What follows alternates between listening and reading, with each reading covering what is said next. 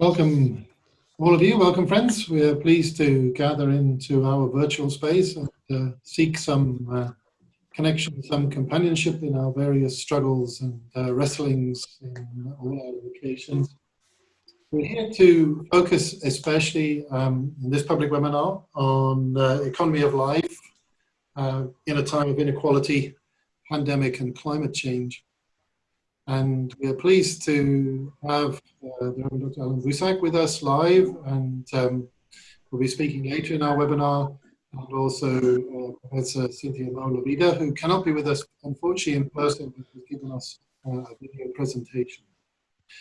We'll share together as best we can as we explore this issue and focus on the challenge and inspiration Dr. Boesak will be bringing us particularly.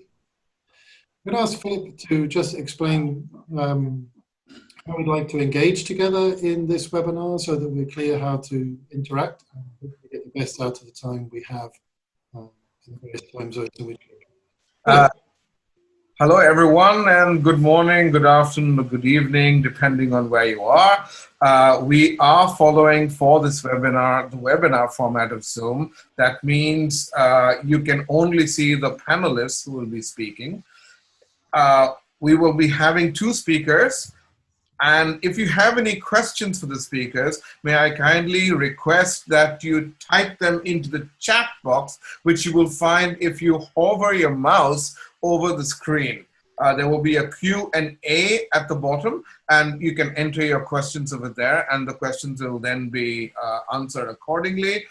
Please note that any chatting in the group will be available to be seen by all the panelists, so there's no private chat while you're on this group. Two other things, we are recording these sessions, of course, and the last one is it's also available on Facebook. On Facebook, it is at the WCRC Justice and Witness page. So back to Peter. Thank you. Thank you, Philip. So friends, my name is Peter. I'm working for the Council for World Mission, and I will moderate our session together today.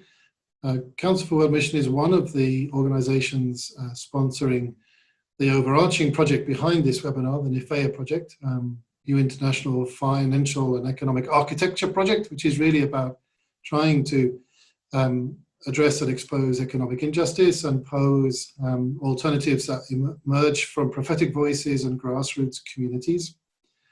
And so alongside this is a program that we work on together, which is the GEM School, Global Economic Management School, and some of the students from that school will be joining us here, as we also begin to look at how this expression, particularly of economic inequality, pandemic and climate change, manifests itself in the communities from which our students come, and how we begin to imagine and work towards alternatives. So this is a project which is sponsored by Council for World Mission, for which I work, but also by the World Council of Churches, for whom Athena works, and by the World Communion and Reformed Churches, for whom Philip works, and the Lutheran World Federation, for whom Sivan works. So we are the relaxed looking faces around the screen at the moment as we are here to kind of support and engage and share in this work today. So following Philip's kind of reflection on how we want to engage together, to explain to you that we'll take in a moment the video from Cynthia, and this takes about 30 minutes, we think, and we'll follow up with that then with Dr. Allan Boesak's presentation, and after that, we'll engage in a time of question and answer as they relate to the particular presentations and explore together. And we plan a webinar of around 90 minutes. So you have a sense of the shape and space that we've got together. So thank you. So let me just say quickly, you will have seen in the details, the publication flyer about our event, something around the curriculum vitae of our presenters, but the Professor Cynthia Moe-Lobeda teaches social and theological ethics at the Pacific Lutheran University in the US, and she's actually a member of the ecumenical panel that oversees our NIFEA project, and so has been engaged in the work of this project and these four organizations from the beginning. So We're sad that she's not able to be with us in person, just with a mixture of COVID-related, family-related issues, but we are very pleased that she was able to find the time to put together a video. So Philip will now share that with the participants. Good morning to you all. I am so grateful for what you are doing in this GEM school. You are part of a great cloud of witnesses the world over with a holy commitment to building more just and life-giving forms of economic life. Never before in human history have the stakes been so high in the work of economic and financial transformation. Never before has the world so needed the church to be the church. That is, to bear into the world the justice-seeking love of God, revealed in, but not only in, a first-century dark-skinned Palestinian Jew named Jesus, who breathes in us today. I say never before because the crisis of economic injustice and racial injustice, these crises are now wed inseparably to the crisis of climate change, or what I learned in India to call climate colonialism. The same economic and financial forces that are killing people the world over through economic exploitation are also lined up to devastate billions of climate vulnerable people. The racialized wealth gap and the climate crisis are born of the same power dynamics, and through climate change, they portend death and destruction at levels unknown in the human story. And now, we have in addition the COVID pandemic. We are in the midst of 4 pandemics, and they are intertwined. The COVID pandemic has revealed more vividly the pandemics of economic inequality, racism, and climate catastrophe. This convergence of pandemics could lead to massive social disintegration, or it could be the gateway to far more compassionate, just, and ecologically sane ways of structuring our life together in God's good garden earth. Which way we go depends upon human decisions and actions, and these depend upon clearness of vision, moral spiritual strength for collective political engagement at all levels of social organization. In his last speech given in 1989, 10 days before his assassination by elite forces of the Salvadoran army who had been trained in the United States, the Jesuit priest Ignacio Ellacuría declared, "This civilization is gravely ill, sick unto death. To avoid an ominous, fatal outcome, the civilization must be changed. We have to turn history around, subvert it, and send it in a new direction." End quote. Now hear me well. No force is more powerful for moving the world toward justice and compassion than the Spirit of God, whose justice-seeking love is creating, healing, and liberating all that is. What then does it mean to manifest that love, liberating the world in the midst of these 4 pandemics now? That is the question I explore with you in these few minutes together. The Church claims that Christ's love seeks fullness of life for all. Therefore, as body of Christ's love on earth, the Church is to seek fullness of life for all. This calling is expressed also in the commandment and promise, heard first in the Hebrew scriptures and then repeated by Jesus, to love your neighbor as yourself. God, through the Spirit, is empowering us, is empowering you for that vocation in its many forms. Where economic systems are killing people and are building exorbitant wealth for a few at the cost of others' land, lives, or basic rights, these systems are destroying fullness of life for all. The ecumenical bodies sponsoring this GEM school have long claimed that this is structural sin, that one dimension of neighbor love is seeking to stop that killing. This means seeking to radically transform those economic and financial systems. Many Christians articulate this as a baptismal vocation to, I quote, seek justice and peace in all the earth, end quote.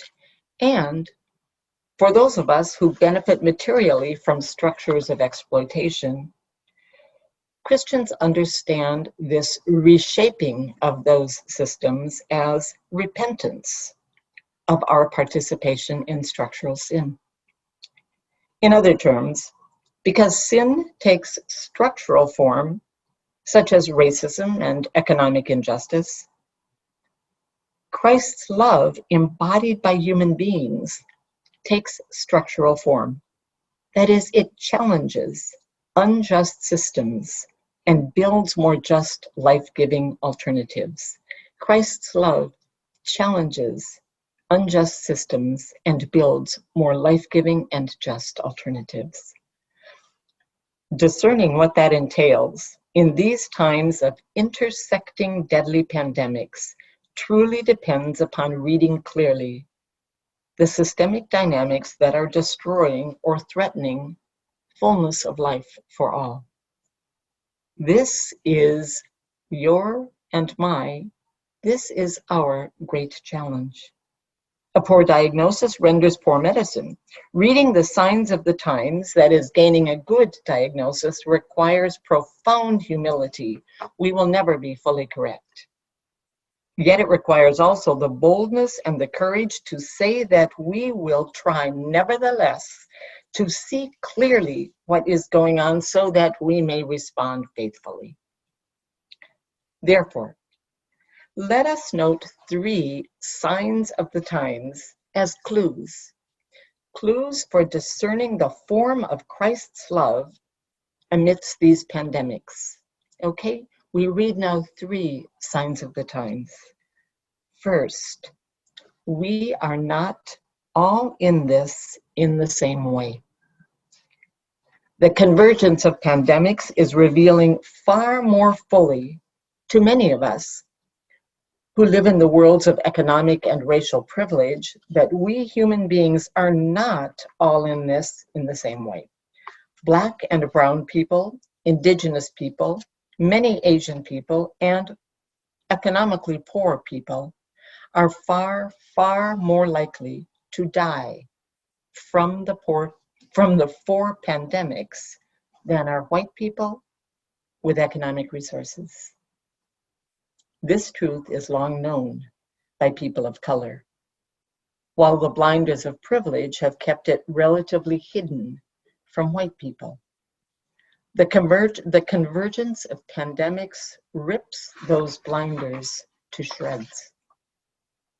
In the US, for example, daily headlines reveal that the COVID virus is killing Black and Latinx people at far higher rates than white people.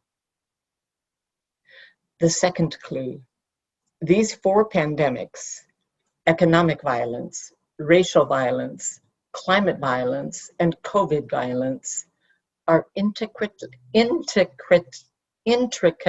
related. The illustrations are countless. COVID kills poor people and people of color more greedily than it kills white people and people with money, for all of the reasons now evident, not the least of which are poor health due to centuries of colonial and neo-colonial exploitation, and debt payments demanded from impoverished countries that drain them of resources needed for human well-being. These are but two of the mechanisms whereby the COVID kills people of color and people with money more readily than white or poor people. UC Berkeley professor Denise Hurd exposes the links between COVID-19 mortality and racism in the US. Vulnerability to the virus, she explains, is augmented by, I quote, the chronic stress caused by persistent police-related trauma and diseases like asthma, diabetes, hypertension, and heart disease, so pervasive in life for African Americans, end quote.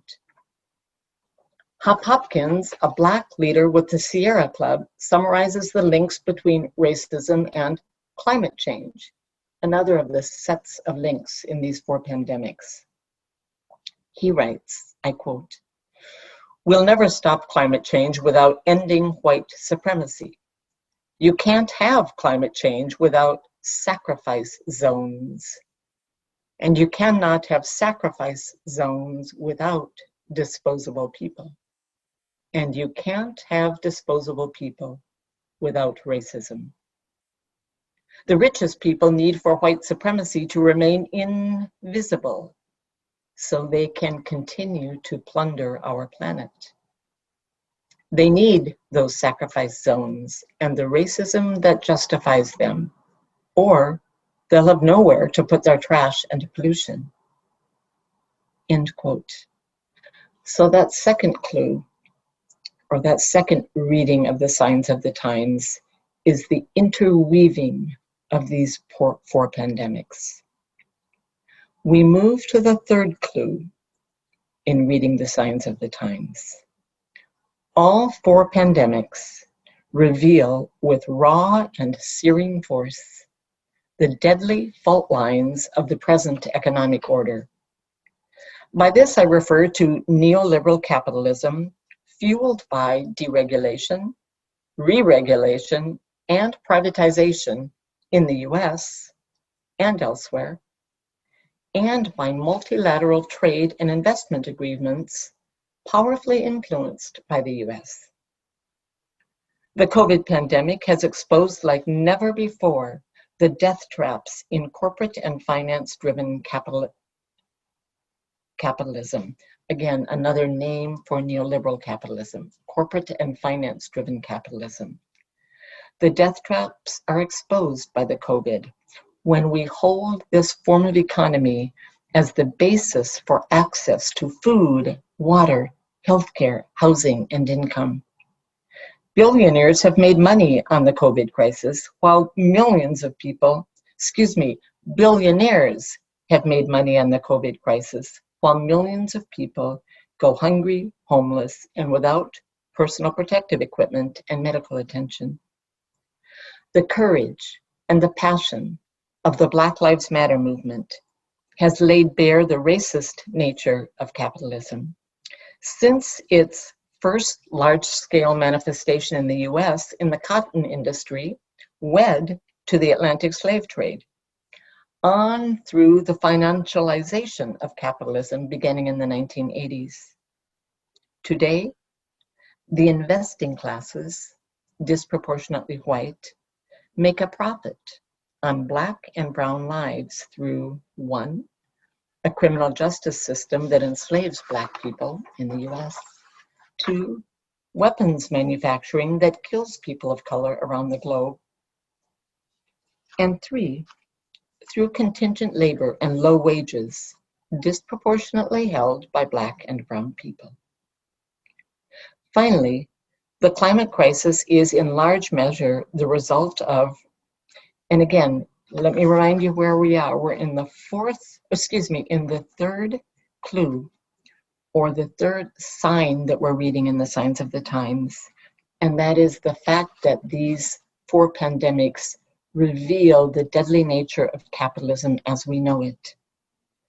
All four pandemics reveal that, let me go back to where I was. The final manifestation of this clue, the climate crisis, is in large measure the result of profit maximization, in the fossil fuel industry and in industrial agriculture and its petrochemicals. In short, all 4 pandemics reveal that unfettered neoliberal capitalism, like industrial capitalism before it, denies fullness of life for many and structures life such that a few benefit from the lethal exploitation of the many. So, we have read 3 signs of the times. First, that we are not all in this in the same way. Second, that the 4 pandemics are linked. And third, that they all reveal deadly fault lines in advanced capitalism. These contextual factors provide vital insight into how we may respond as collective body of Christ's love. Therefore, in closing, I offer 4 conclusions about embodying Christ's love in the midst of these intertwining pandemics. 4 conclusions about embodying that love. First, seeking to address one of these pandemics without deep attention to the others is dangerous. For example, the climate crisis demands vastly and quickly lowering greenhouse gas emissions. But doing so without having a racial equity lens and an economic equity lens clearly in mind can further endanger climate vulnerable people. Do discuss that as the time goes on in the GEM school, just how that happens. Second conclusion, the 4 pandemics converge in a holy calling to radical economic restructuring.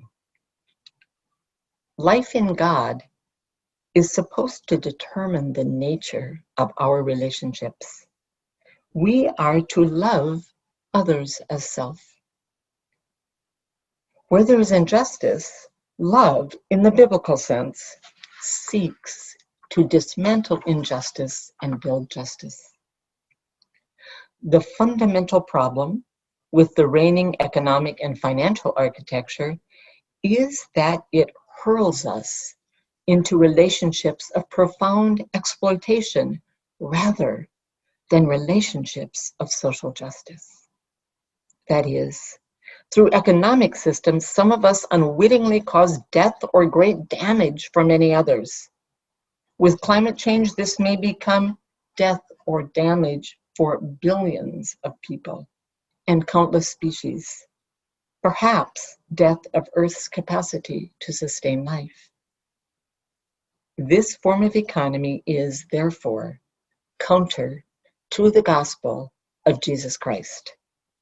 Building a more life-giving economy is a primary face of Christ's love in 2020 and beyond. A third conclusion, this face of Christ's love, the movement toward more equitable and ecological forms of economic life, is not an impossible dream. Corporate and finance-driven capitalism appears impenetrable. Transforming it is said by many to be impossible. They say it's easier to imagine the end of the world than to imagine the end of advanced capitalism. However, from a Christian perspective, that stance is rubbish. The God revealed in Jesus promises to wrestle life out of even the most brutal earthly realities. Jesus rose to life after death by torture at the hands of empire. The church, of all bodies on earth, is equipped for seeing that, in Gordon Lathrop's terms, the oppressive structures truly surrounding us are not eternal. They should be challenged and changed. End quote.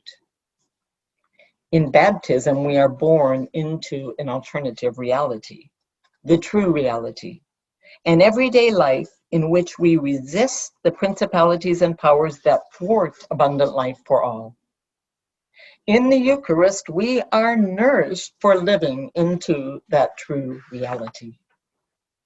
Moreover, the most unheard story of the last 3 decades is the visionary and practical organizing of little-known groups throughout the world aimed at surviving, resisting, and transforming exploitative global economic and financial arrangements, including farmers and fisher people, economists, labor unionists, ethicists, scientists, students, business people, activist coalitions, and many others throughout the globe. These people develop and live toward a global and financial order, a global economic and financial order in which the wealth of a few is not bought by the degradation of the many and of the earth. You, in this GEM school, are part of that powerful global movement. Don't forget it.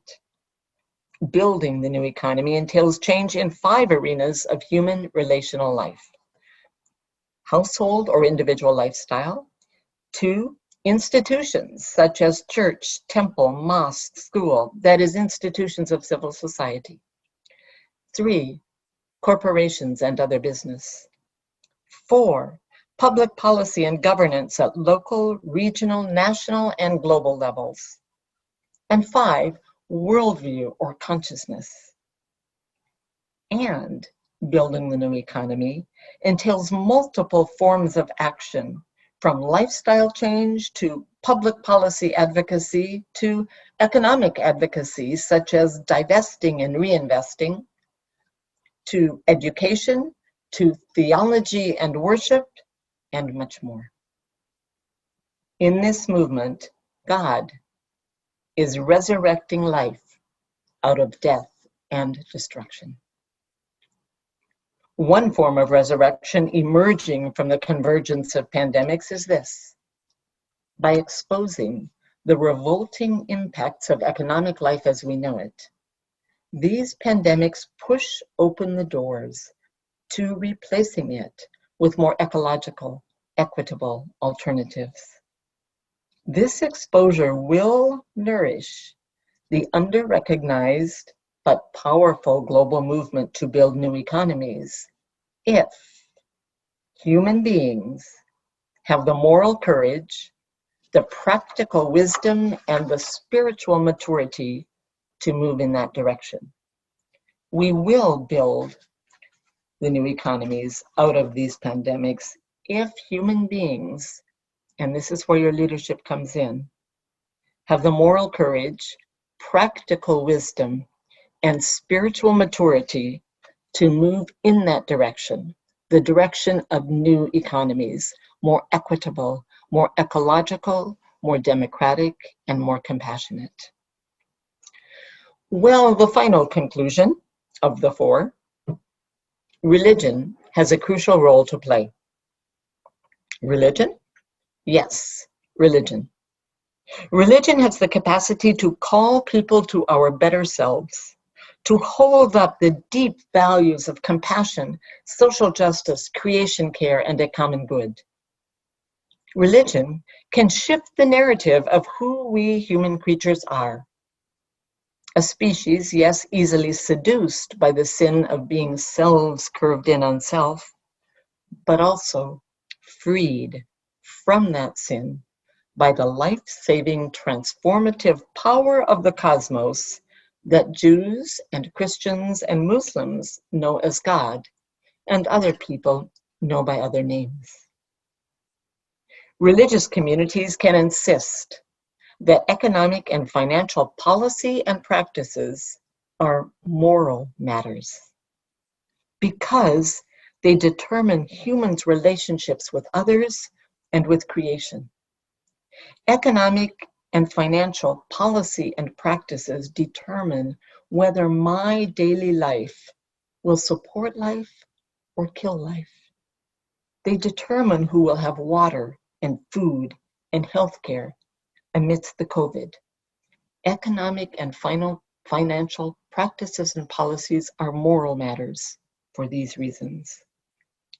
The Church, in particular among religions, offers 3 millennia of teaching and learning ways of economic life that cohere with God's will of abundant life for all. The Church bears another particular gift for this work of economic transformation. That gift is truth-telling. Jesus said, "I am the truth, and the truth will set you free." In the New Testament, truth, aletheia in the Greek, connotes negation of oblivion, or revealing the concealed. Theologically, our call to truth-telling means revealing and seeing more clearly 3 things. Seeing more clearly first, the social economic realities that have been concealed by lies. Realities such as the brutality of the current financial and economic architecture. Lies such as the lies of the myth of white supremacy. The second form of truth-telling, as the work of the Church, means demonstrating that more equitable and ecological economies are possible and are in the making. And the third form of truth-telling means clinging fervently to the true promise that the God of life ultimately will gain fullness of life for all, and that this God empowers humans to be God's hands and feet in that sacred work, even when God may seem absent. Truth-telling in these 3 forms, I think, enables seeing the magnitude of the 4 pandemics and their roots in the global economic empire without being cast into the depths of despair and powerlessness. COVID makes truth-telling in these forms more impactful and more urgent. More impactful because the COVID pandemic lays bare the fault lines in advanced global capitalism, driving a wedge in the armor of lies that have justified this economic and financial architecture. It is becoming undeniable that COVID is vastly more dangerous and deadly for poor people, people of color, and indigenous people. Thus, the ecumenical community's decades-old effort to tell the truth that the reigning form of economy causes tremendous suffering, these efforts to tell the truth could land on more receptive ears today because this COVID is such a wake-up call to the unbearable costs of inequity. Therefore, we should seize the moment. And truth-telling is more urgent because, at least for societies leaning toward fascism or totalitarianism like the US, the COVID crisis could propel us in one of 2 directions. One direction is toward more just and earth-honoring economies. The other is toward a version of what some have called climate fascism. That is, societies faced with insecurity, fear, and uncertainty, closing ranks, scapegoating the other, and unleashing toxic ideologies that justify leaving many to die in order supposedly to preserve one's own. If any voice has the obligation and the power to influence which path we take, that is to influence toward the path of more just and earth-honoring economies, that voice is the Church. If any voice has the obligation and the power to influence which path we take at this momentous fork in the road, that voice is the Church. I'm speaking to you now, participants in the GEM School, and your links to the church. So in closing, the global economy will change dramatically. That is a physical fact, aside from moral, political, or theological commitments. The global economy will change because it depends upon conditions that Earth cannot continue to provide. Those conditions include 1, unqualified growth, and 2, unlimited use of Earth's services and resources, such as climate control. The question before humankind in our day is not whether the global economy will change, but in what direction it will change. Toward further concentration of wealth and power and thereby increased poverty, or toward a world in which economic and financial power are distributed and accountable. A world in which all people have the necessities for life with justice and joy, and a world in which Earth's ecosystems can flourish. That is our option. A world in which economic and financial power are distributed and accountable. All people have the necessities for life with justice and joy, and Earth's life systems flourish. Your work in the GEM School is a fervent, hope-filled commitment to that path. As a theologian, I am utterly convinced that the God we know in that dark-skinned, empire-resisting, spirit-led, love-filled Palestinian Jew of 2 millennia ago, this God is aflame with joy at your resounding yes to her call to build economies that enable life in its fullness for all. Thank you so much for allowing me to be a part of your GEM School and this panel in it. One of the things that Cynthia spoke about was moral courage, spiritual maturity in those who seek to embody this change. And I think this gives us a very true link then as we invite the Reverend Dr. Allan Boesak to come and share his reflections in our webinar. Many will know, of course, of Dr. Boesak's reputation as South African Black theologian, academic, activist, globally renowned, but I think an icon in many respects for what it means to struggle and resist and thrive and triumph with a vision of life in fullness. So we are deeply grateful, Allan, for you making the time to come and share with us, and we are excited to hear all that you would like to share, and please, the space is now yours to share as well.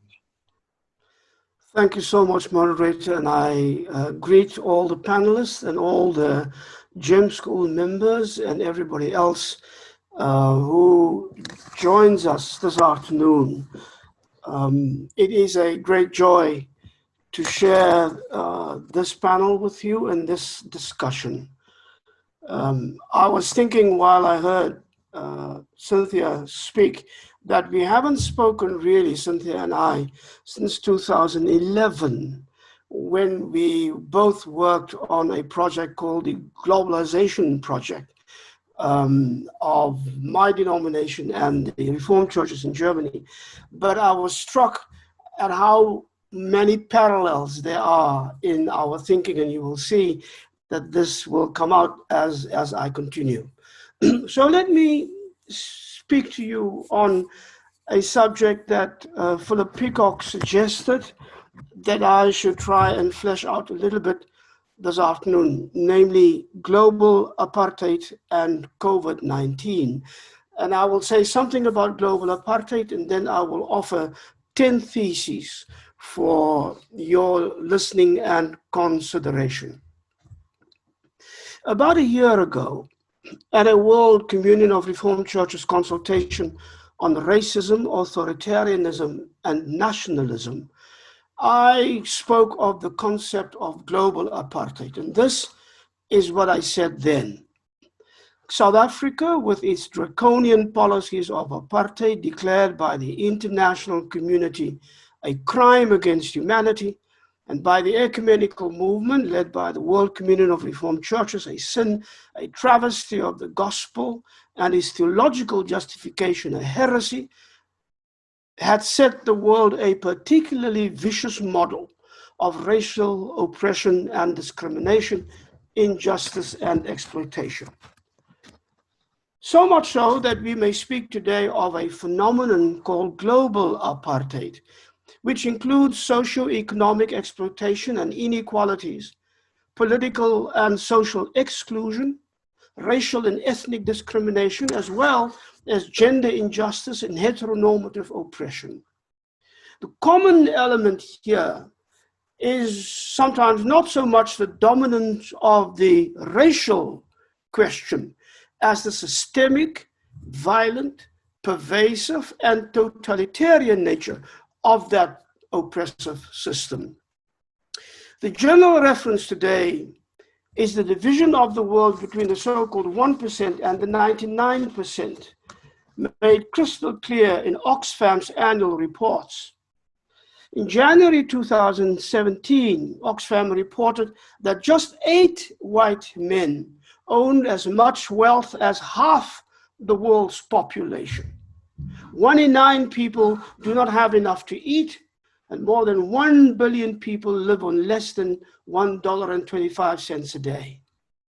In 2019, Oxfam reported that in 2018, billionaire fortunes grew by $2.5 billion a day, while the 3.8 billion of the poorest half of humanity saw their wealth decline by almost 12%. Right now, the world's 2,153 billionaires have more wealth than the 4.6 billion people who make up 60% of the world's population. This is the new 2020 Oxfam report, and that report is entitled Dignity, Not Destitution. Global inequality, they say in that report, is not just growing, it is, quote, shockingly entrenched and out of control. So on top of it all, the economic fallout from the coronavirus pandemic could push 500 million more people into poverty unless urgent action is taken to bail out developing countries. Now, a more popular example, a more particular example of the way in which apartheid is applied and globally understood and most readily perceived is in the policies of the modern state of Israel towards the people of occupied Palestine. From its apartheid wall and its policies of incarceration to land theft and insidious genocide, Israel is rightly called an apartheid state. But also the description of Human Rights Watch is frighteningly recognizable when it describes India's treatment of the Dalits, discrimination, denial of access to land, forced labor, degrading working and living conditions, and abuse at the hands of police and higher caste groups that enjoy the state's protection as, quote, hidden apartheid, unquote.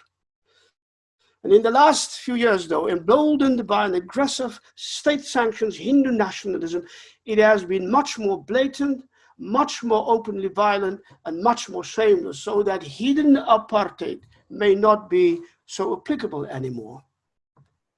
As usual, US President Donald Trump has been extraordinarily helpful in clarifying matters even further for us. The rich, developed, militarily strong, white, and therefore civilized countries are the proper world. The rest are, and that's his word, shithole countries. Good only for exploitation of their resources, economic extortion, and as testing ground for new weapon systems, or for phasing out their old weapon systems and for military annihilation. That is global apartheid in a nutshell. In this discussion, We will explore the concept of global apartheid within the context of current and ongoing struggles for freedom, dignity, and justice, and against the multiple manifestations of global imperialist oppression, and what all of that means within the context of a worldwide devastating pandemic. In a more global sense, global apartheid is best understood in the all-encompassing global expression of what we call empire, today encapsulated by the workings of the American empire and those within her immediate rich orbit. It is a reality we can no longer afford to keep out of the discussion. In summarizing that argument, we argued for an understanding of empire that we defined as a calculated coalescing of global forces, pooling their economic, political, military, and cultural resources together in an unprecedented and frightening way in constant efforts to establish and maintain patterns of domination and subjugation in the world. They are, these forces, as the Bible describes them, powers and principalities representing crushing realities of domination, oppression, and control. They are murderous powers, and not by accident. Euphemisms such as free trade, market democracies, collateral damage, humanitarian intervention, or enhanced interrogation are the arrogantly transparent veils with which they seek to mask their calculated homicidal, ecocidal, and cosmocidal intent. For these reasons, we call these powers lordless powers, not meaning an egalitarianism with no lords or underlings, for that is precisely what they create and maintain. And they demand absolute submission. But these lords are not the Lord Jesus Christ.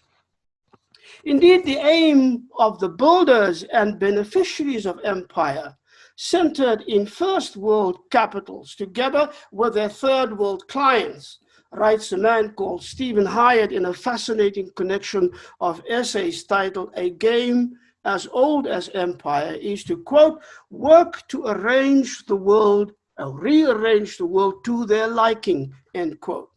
Hyatt speaks politically and economically. Eco-justice activist Naomi Klein speaks of the same phenomenon through what she calls the shock doctrine. Theologically speaking, however, this is an act of catastrophic recreation, directly in opposition to the creative acts and intentions of God. In other words, they set themselves up as God in the place of God, and therein lies the idolatry the prophetic church has identified. Here I must stop for a moment to congratulate CWM and thank them for their wonderful work, I think, through their program that they call the DARE program, that deals in so many ways, theologically, economically, politically, and the responses of the church to the realities of empire. And that is a program that should be much more centered upon as we continue this work, also through the GEM School, I would suggest. Let me now suggest 10 theses for you to think about and respond to. Thesis number 1. We live in a moment of history that presents us with a conflation of at least 3 calamitous manifestations. 1, a climate catastrophe that has brought us face to face with the total destruction of the earth and the extinction of life as we know it. The devastation of the rainforest, the burning Amazon, the desertification of sub-Saharan Africa, the floods, hurricanes, and heat waves everywhere are the evidence of humankind's greed and hubris to undo what God has created. Second, today, in far too many cases, national politics is dominated by narrow, ethnic, and sometimes Christian nationalisms, racism, white supremacy, authoritarianism, legitimized bigotry, and religious zealotry. Globally, we are not faring any better. Foreign policies are characterized by bullying instead of respectful negotiation, forceful capitulation instead of common understanding, and forced submission instead of equal partnership, reckless lawlessness instead of respect for international law, rabid ethnic and religious nationalism instead of inclusive global security, xenophobic rage instead of understanding of our common humanity, imperialist expansionism instead of peaceful coexistence, destructive and unbridled neoliberal capitalist exploitation instead of planetary security, internationalized thuggery instead of the promotion and protection of human rights, and nationalistic vanity instead of global servanthood. It is a form of international political vandalism. Third, President Trump, who seems to regard himself as the chosen leader and model of all these trends, is presiding over a decaying empire. And as with all empires facing their own ignominious end, it presents an even greater danger to the world and to its own people, whom it can no longer distinguish from those other people it regarded as enemies. Thesis number 2. On top of all this comes the coronavirus, ushering in crises of fear, uncertainty, and a devastation we have not seen in our lifetimes before. Over against all of this, I see one force, namely the global revolution against injustice, imperialist violence and greed, and for life, global solidarity and human dignity. Our response as churches, therefore, and as Christians, is not simply to a crisis, but to a whole complex of crises upon us today. Thesis number 3. The coronavirus has itself destroyed the myth that the pandemic is the great equalizer, as we so often heard in the beginning. It has not only exposed the criminal inequalities in healthcare, it has exposed all the entrenched structural, institutional, and systemic economic, social, and political inequalities, and the incessant comprehensive war against the poor and the vulnerable globally as well as nationally. Now, whether we are talking about people of color in the United States, the UK, and Europe, or Native Americans in the US, Canada, Bolivia, Brazil, or Chile, the racial element in all of this nationally and globally is now undeniable. Experts warn that poverty, hunger, diseases, and violence exacerbated by the pandemic, including gender-based violence, may dwarf the number of those dying of the virus itself. The United Nations General Secretary Antonio Guterres made a powerful point just the other day. I quote him, "The world," he said, "is at a breaking point. This pandemic has been likened to an X-ray, revealing fractures in the fragile skeleton of the societies which we have built. It is exposing fallacies and falsehoods everywhere. The lie that free markets can deliver healthcare for all, the fiction that unpaid care work is not work, the delusion that we live in a post-racist world, the myth that we are all in the same boat. Because while we are all floating on the same sea, it is clear that some are in super yachts while others are clinging to the floating debris." That is the end of his quote. All this flies in the face of the calls of solidarity by the World Health Organization. Oxfam calls it a care crisis. The WHO calls it a moral and political crisis. 30 years ago, German theologian Jürgen Moltmann spoke of a God crisis. It seems to me that this is now more relevant than ever before. Thesis number 4. The poor are facing intensifying calamities at every level, from criminal neglect by governments to joblessness to evictions, from overwhelming and unpayable debt to to illness and death in vastly disproportionate numbers, to say nothing of their spiritual despair. They are drowning in the river of escalating impoverishment, while the rich are not only getting richer, but profiting shamelessly from the virus itself. Jeff Bezos' $30 billion profit in one day, just a few weeks ago, is staggering, but really only a drop in the bucket of wealth collection and expansion during these times. Meanwhile, by the end of this year, 12,000 people will die of hunger every day, and most of them in the global south and in the third world of the empire. In my country, South Africa, endemic corruption allows the shameless looting of funds designated for the poor and the vulnerable by ruthless politicians, officials, and the capitalist entrepreneurial class. Greater and new wealth is being created out of the misery of the poor. Thesis number 5. In search for a vaccine we hope will stem the tide and even maybe turn the forward rush of the virus, the rich have already secured their own safety. The United States has cornered the market for the vaccine by securing contracts worth almost $7 billion for 4 pharmaceutical companies for 400 million doses of these vaccines. Other rich countries like the UK are doing the same. Poor countries are not only way down the line, they are completely out of sight. Never before has global apartheid been so glaring. All the subtlety and obfuscation is gone. Number 6. All of this is a truthful, if painful, description of what the Accra Confession calls a scandalous world. Only it is now 100 times worse than in 2004. In 2004, the World Communion of Reformed Churches adopted what has become known as the Accra Confession, and it is a document powerfully relevant for these times. But this is a moment of fierce agency. So I suggest revisiting the Accra Confession as an important source for our ongoing work in this project.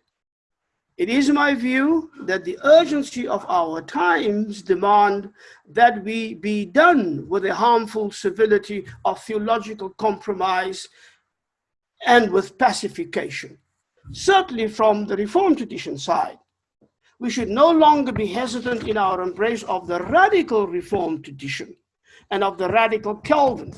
And on this basis, we must take a clear and firm stand against the harmful, fundamentalist and imperialist theologies, mostly important from the West, to which our people in the global South have been subjected and which have caused such great harm to our societies.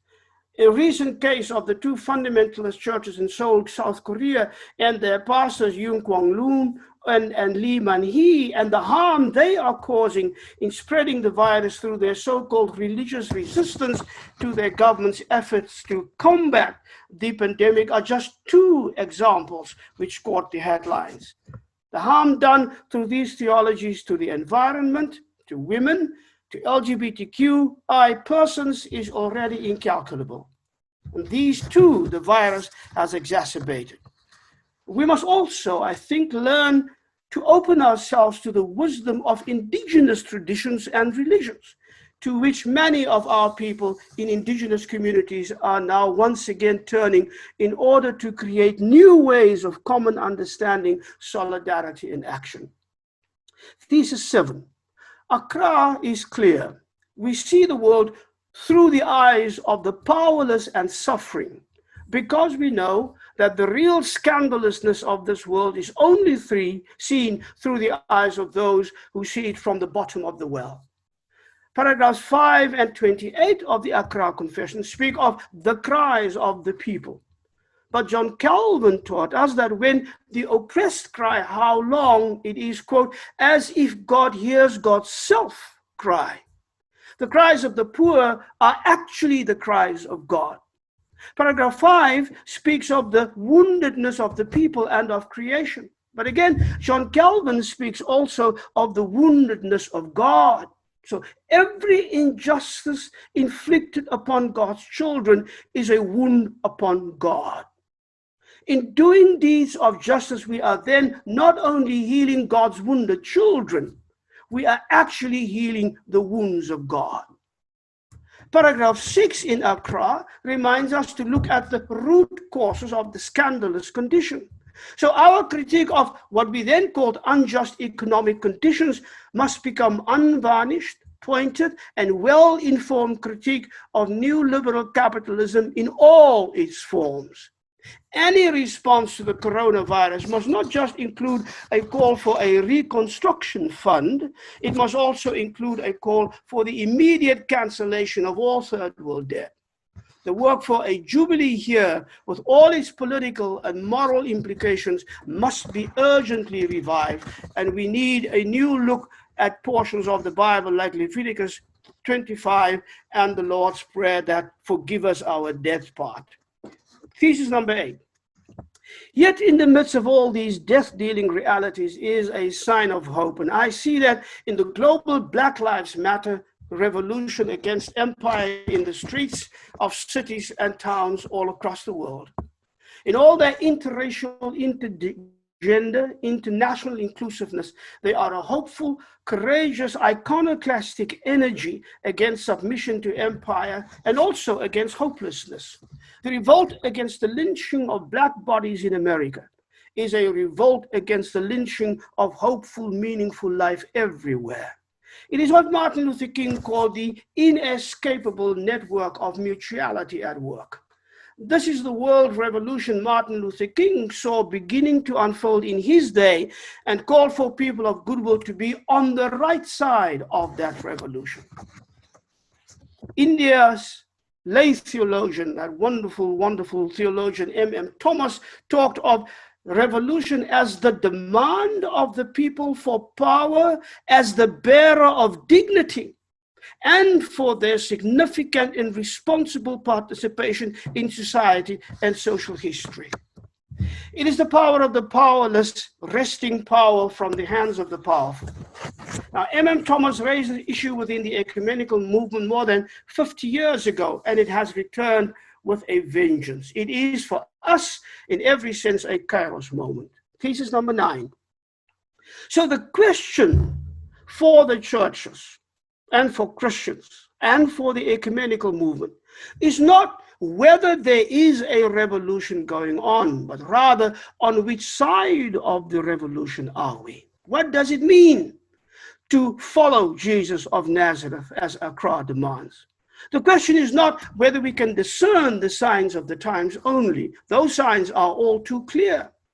The question rather, said M.M. Thomas, is whether Christians can see God at work through the revolutions of the world, and whether we are in the grip of the essential truth that this is about justice, dignity, life, and the creation of a new humanity.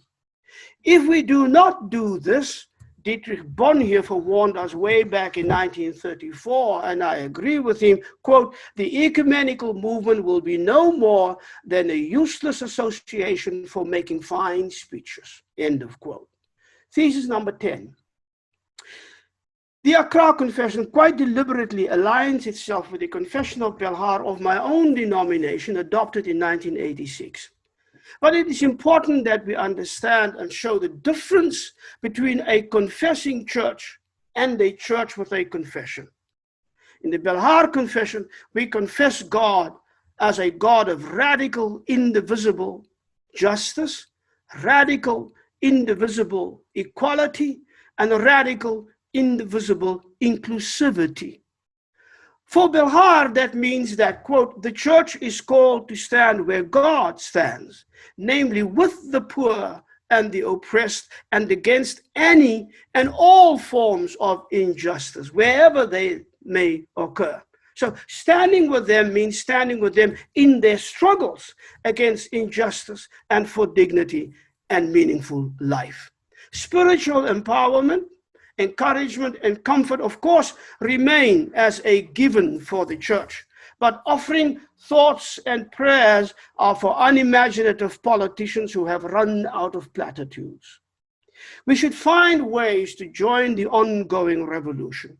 The power and destruction of imperialism and the revolt against it is not a Scylla and Charybdis through which the church must try to find a way to sail through safely. It is a choice we have to make. And we have heard from Cynthia how this moment is a moment to make choices.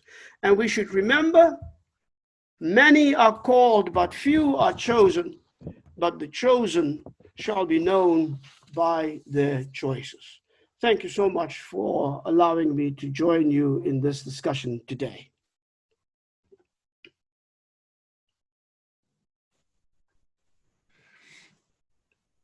Thank you so much, Allan. It is a profound and deeply stirring presentation.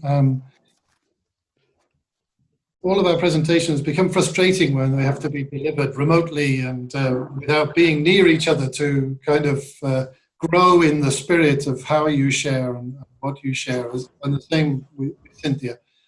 So we are grateful indeed for the way you have presented and the connections between the two that we are being given again, I think, in your presentation, Allan, a deeply missiological and theological call to stand, to rise, to act, to change. Many, many thanks. Thank you. Have the unenviable position, because you're our only speaker present in the consultation. We're going to tease out a little further some of the what you've shared and connections with Cynthia. So I have from the commentary we've received one or two things just to ask you to expand maybe, and I'll see if colleagues from our organizations might also want to come in. One of the things that was named very strongly in Cynthia's piece, as in yours in the context of global apartheid, is the whole issue of whiteness. Yeah. And this is a key struggle for the transformation that we need.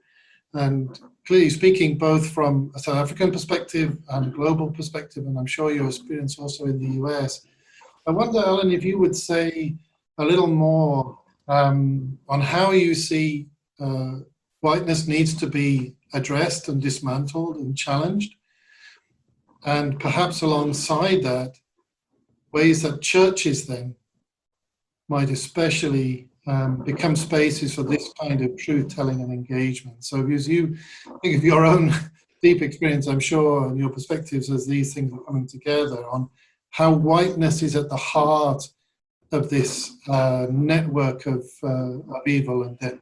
So over to you. Thank you, Peter. Let me say that one of the things that I am grateful for the way in which globally the political discourse has shifted is how, through the apparent power and force of racism still, we have now learned to speak differently and far more forthrightly about whiteness, about white supremacy, about within the context always of white privilege. One of the things that I regret in South Africa is that we were far more forthright about the reality of racism and the alliance of racism and capitalism and exploitation, colonialism and imperialism while the struggle was still hot and going on than we are after 1994. We were, like many in the United States, I suppose, with the Obama syndrome, jumped too quickly to a post-racial so-called new reality. And with us, with our reconciliation project, which so many of us wanted with all our hearts to be the powerful, transformational reality that it could have been, but was never allowed to become. And that's one of the difficulties that we are now battling with here in our country.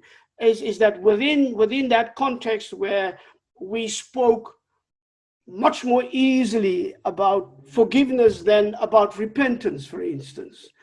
And we tried a reconciliation without saying you can't have reconciliation without equality. You can't have reconciliation without remorse and repentance and reparation and restitution and so forth. And because with all those things, you will have to talk about racism and whiteness and what it meant for 350 years in my country, and what it still means, and what white privilege still means as a framework for just about everything that we do here. So, no, the way that Professor Cynthia spoke of white supremacy and whiteness is the way it should be put on the table.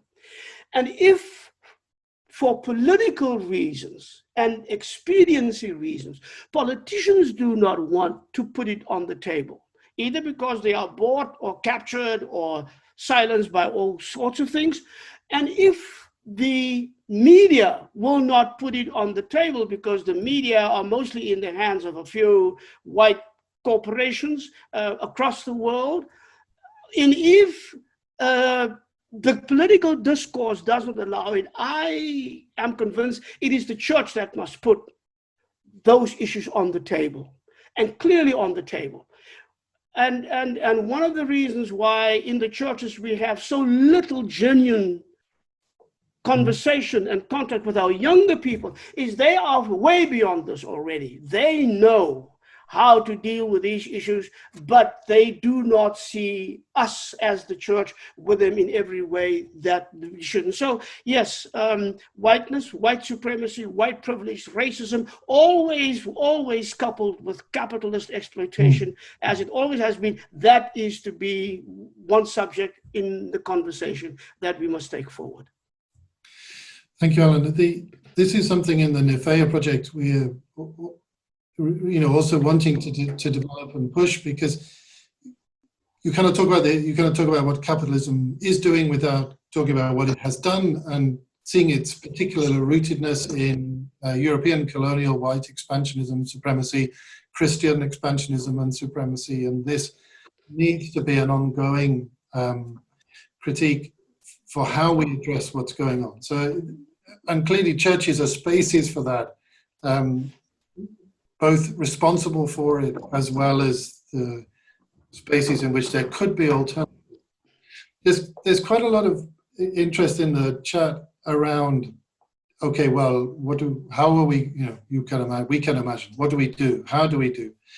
I also want, without putting you too much on the spot, Cynthia also spoke about a moment, and as you have echoed in the last three of your theses particular, that this is a moment where we can take the opportunity that is in front of us. But she spoke about how do we wrestle power out of the hands of our brutal opponents. And I hesitate to ask this of you, but at the same time, you are one of these people who has had to look this opponent in the face.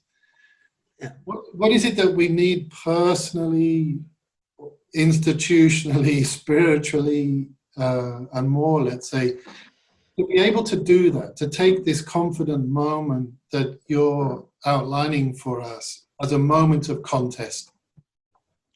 Well, again, that's an excellent question. I would go back to the points that Cynthia had made, and so this is such a moment. When South African Christians came together in 1985 and wrote the Kairos document, they began by saying, we recognize this as a moment given to us by God. Historically, politically, it did not sort of come just by accident, but it is a moment that presents us with challenges to do meaningful things in the name of Jesus that we perhaps haven't thought of before. But it is not a season, it is a moment. So if you don't grasp the moment, it will pass you by. And if the moment is recognized by others, but not by the churches, they will see the moment, they will seize the moment, they will grab it, they will do something meaningful and transformational with it, but the church will be left behind. And a Kairos moment means it is a moment that comes and you can't play catch up.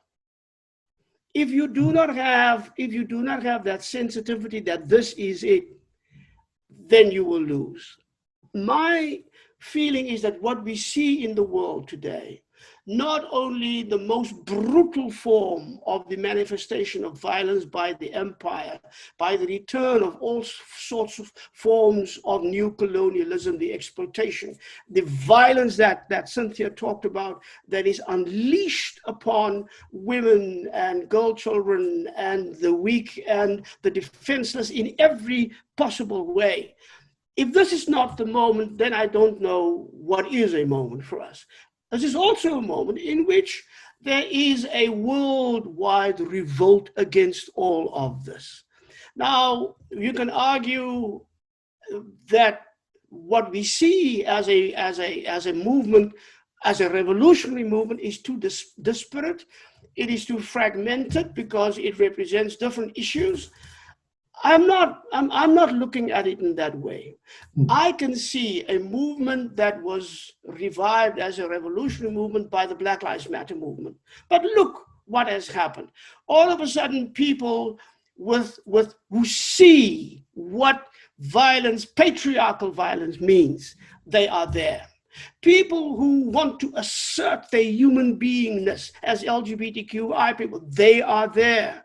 People who begin to realize what their own governments have been doing to them, not only in the United States, but elsewhere, they are there. This way in which, for instance, the fire that is burning, Martin King said, it's a fire that no water can put out. I believe that. And the different manifestations of it, my question is, will the church have the courage to join it? It took us in the church in South Africa a little while, but we got there finally towards the end of the 1970s and especially in the 1980s. But that was a gift that God has given us that we cannot thank God. And it was not us and our wonderful wisdom that we came to a point where the Holy Spirit was saying to us, if you do not do this now, you are denying me. And she made it clear to the church. And we, fortunately, by the grace of God, understood that. I was in the United States when Trayvon Martin was killed in 2012. I was there when Michael Brown was killed in Ferguson in 2014. Both times, the Black Lives Matter movement surged forward. Now, and many in the churches did not want the church to be part of this movement. Part of it was because the church felt it wasn't in control as much as it supposed it was in the civil rights movement, the old civil rights movement. But another reason that I discovered is that the Black Lives Matter movement was in fact started by 3 lesbian women, one of them trans. Now, and the church was saying, ooh, we can't be associated with that. It is utter foolishness. And so I know of young people who told me that they went to church services to ask, can we explain what this is all about so that you can join us in the streets? And they were rebuffed by some, thrown out by others. And in one case, they told us that they will call the police on us. That was in Ferguson, 2015, I was there. And I just think, I mean, what are we doing here? So now there is this movement and the church is being invited. The statutes of these colonialist, imperialist powers are toppling all over the world. They are, in fact, the church must unveil them, must expose them, must unmask them, not just as statues, but as idols of oppression and of white supremacy and of colonialism, which have no place. And here in South Africa, Jan van Riebeeck is pure, I mean, there is not even a murmur that his statue must be removed here, right here in Adderley Street. And I think we need to pick up what the South African student began with the Rhodes Must Fall movement, and the church ought to be in the middle. This is the moment. Our movement in the 1980s got global solidarity, Peter, but nothing like this. Today is what one can call a global intifada. What more must happen? How many babies must die, killed by gunshots in Palestine before the church is moved? How many women must be murdered on the scale that they are before the church is moved? How many black people now, one every 28 hours, how many more must die in a day? How many more George Floyds must we have before the church is moved to understand? And there must be a holy impatience in us to jump in and not Christianize the revolution, not take over, but like Albert Lutuli said, I take my Christianity with me into the struggle in hopes that it would somehow influence for good the struggle of liberation for my people. That's what we must do. Allan, when you speak, we are all ready to respond to do. But I thank you especially for this last part about churches engaging but not wanting to Christianize and claim that space as a further form of colonization. You know, these are movements that are happening in all kinds of locations. Christians and people of faith are part of them. They're not led by clergy, and it would be a mistake for them to be taken over, to join in a kind of alliance. So for that, that discipline of engagement, I think, is also powerful to be reminded of. So we thank you for that. We're coming towards the end of our time. I want to finally, as we begin to see these different, this kind of revolution that's happening in different locations, can you point to some spaces where an alternative to capitalism as we've constructed it can be seen and be practiced? And is this something that COVID might be opening in our communities around us? Yes. I mean, it's very clear. There is a strange contradiction with this COVID thing, that it has exposed in a merciless and fairly ruthless fashion all of the long existing inequalities entrenched in our societies. I mean, what COVID is exposing are fault lines that have been with us from the beginning. We've known for a very long time, for instance, that in South Africa, the gap between the rich and the poor is now wider under the ANC government than it ever was under apartheid. We are now officially the most unequal society on earth. Now, we've known that. But with COVID, it's exposed that. That's the one thing. But COVID also offers us a situation where we can say, now that we know this, now that it's thrown in our faces, now we have to do something about it. Cynthia also spoke about the confidence that we must have as Christians because of God, because of Jesus, the peasant revolutionary from Galilee, crucified, lynched by the Roman Empire, and because of the resurrection. And I agree with her completely. And so we have a hope, but my hope, I have a friend in the United States, Miguel de la Torre, who wrote an Ethic of Hopelessness, in which he argues that we must throw all hope away because it paralyzes us, and only hopelessness can make us see that we must do something. And I say, Miguel, I hear what you're saying, but I think you're wrong, my brother. I fall back on another old African by the name of Augustine, who said he sees hope as a mother with two children, two daughters, nogal. And he says the name of the one is anger and the name of the other one is courage. So daughter named Anger says, I cannot see what is happening and not do something about it. I am angry. There is a holy outrage mirroring the outrage of Jesus as he speaks in Matthew 23 against injustice and indignity. But then there is the other daughter named Courage, who says, so I will stand up, and in the name of hope and in the name of God, I will say, let us change this world, not to create a perfect world, but to say my dissatisfaction with the world as it is drives me to do what I know God has called me to do. And as Christians, we are in a unique position because of Jesus. And I've always pleaded for a spirituality of struggle. No, because we know that as persons of faith, you talked about what looking the enemy in the face, and I know what that means. And I know for myself that if I had not faith, I would not have lasted 2 days in our struggle. I would have given in when the situation became difficult, when the threats became too many. I would have run away. I would have done something else. I would have looked the other way and tried to hide myself in intellectualism or something like that. But because of Jesus, you cannot say, and this is my last word because I know you got to go, you cannot say Jesus without saying justice.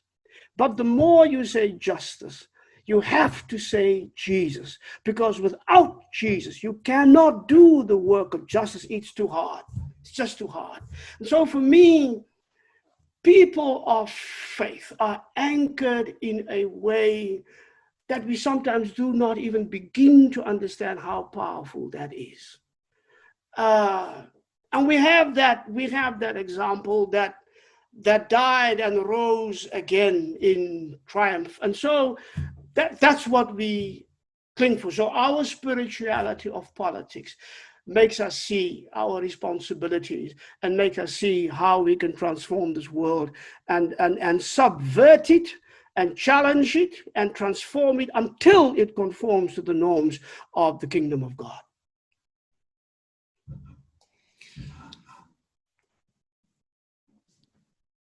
We bless you. We thank you.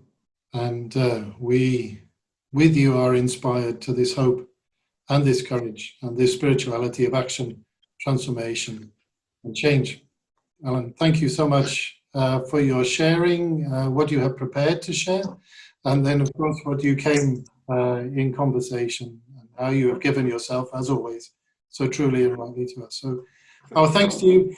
Friends, wider in the participants listening and engaging with us, we apologize that it's not possible to raise all questions, answer all questions, but try to group some of these things and not give platform to all to speak. This is work that's ongoing, and so we encourage you please to look out for further webinars and engagements through the NIFEA project and the individual organizations and the work that we do to keep this as a space that is creative, challenging, and inspiring as it has been today. So friends, thank you so much. Our blessings upon each and all, and the world that God loves and is our home. So in this, then, we close, and thank you so much.